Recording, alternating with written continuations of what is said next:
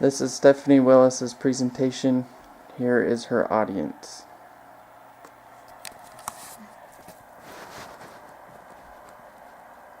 Good evening, everyone. I'm here to talk to you today about being in the moment. I would ask you to close your eyes for a minute and don't open them until I tell you to. We're going to think about your morning.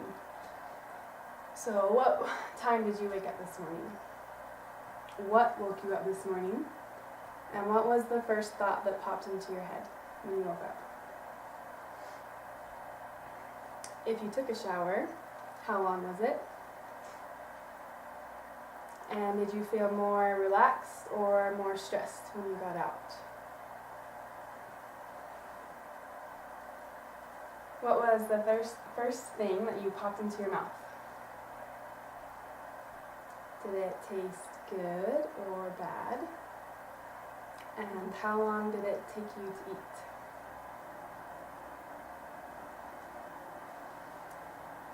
Where was the first place that you went this morning? And what did you see on your way there? Okay, go ahead and open them.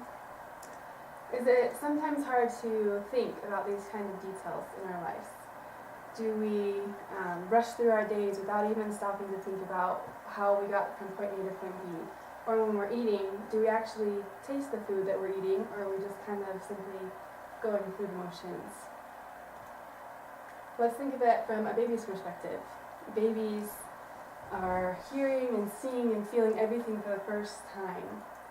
You know if they like it, hate it, love it, because they are so focused on that one thing and the details about that one thing that they're able to show you that direct emotion. They know it and you know it because they are in the moment. Now, we're adults and we can't always stop and think about every single little thing in our day, and that's okay. We're growing and maturing. We don't need to. But what kind of things are we missing out on when we're just going through the motions? When we're not actually stopping to think about the details, what kinds of things, what kind of memories, or what kind of little things are we missing out on? Maybe we're being unappreciative of the relationships in our lives. Are we constantly being distracted when we're with people and we're being taken away from the moment rather than trying to be in the moment? When we're with our families, what kind of things are going on when we're together? Are we actually in the moment? Are we attentive? Are we focused on what we're supposed to be? Or are we constantly being distracted by our devices or media or work or school, whatever it is? Are we tuning each other out, or are we trying to focus on each other? When we're eating or drinking, are we thinking about the blessings of the fact that we have clean water to drink, or maybe that we have food at our fingertips at the grocery store? Are we looking over those kinds of things because we're not seeing the details, because it's so easy for us to go to the fridge and get a glass of water that we don't even think about it? What kind of things are we missing out on just because we're not thinking about it? I was bathing Jason and Eli the other day, and I was kind of frustrated because I didn't get through school that day like I wanted to, and it was their bedtime. I was trying to get them through, get them washed, and I was being a good mom. I was making sure they were safe and clean. But what was I missing? I got them out of the tub, we were getting ready to go, and I thought back to what we had just done, and I didn't even remember what they played with. I didn't remember what they were laughing about, what they were talking about. I didn't remember any of it. And that kind of thought process hit me like, what just happened and what kind of memories did I just miss out on? So the next time I gave them a bath, I decided to be more engaged, and I wanted to be there and be full attention towards them. And the kind of transformation that occurred was just amazing, because their life changed because they were more attentive to me and I was more attentive to them. And we were all in the moment. We were able to connect with each other on a level that was completely different than the situation before. So why should we do this? Why?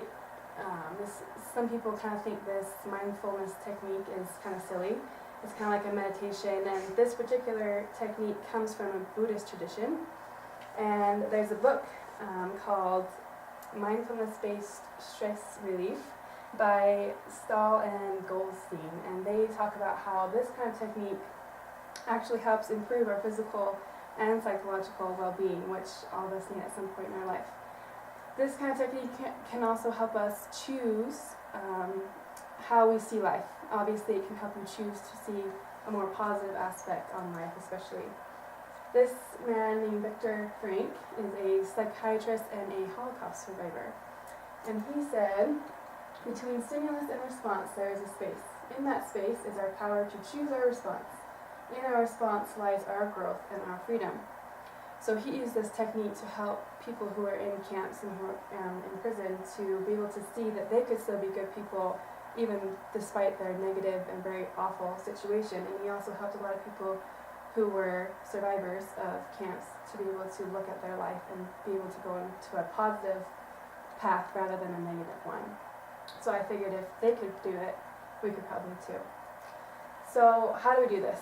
Like me, you choose one thing a day. I chose the bath experience. So choose one simple thing a day. It can be showering, it can be driving on your way to work, it can be eating, whatever it is, just choose one. Don't try to go into too many other things. While you're thinking about it, don't let your mind run with everything else that you have to do that day. This is hard for me because I start thinking about the list of things that I make for myself. So you really have to try and focus yourself down to not letting your mind start going off on things. So your attention has to be focused on the one thing that you choose. For me, it was being attentive during bath time. And so I really had to focus on bath time and not on trying to get the kids to bed.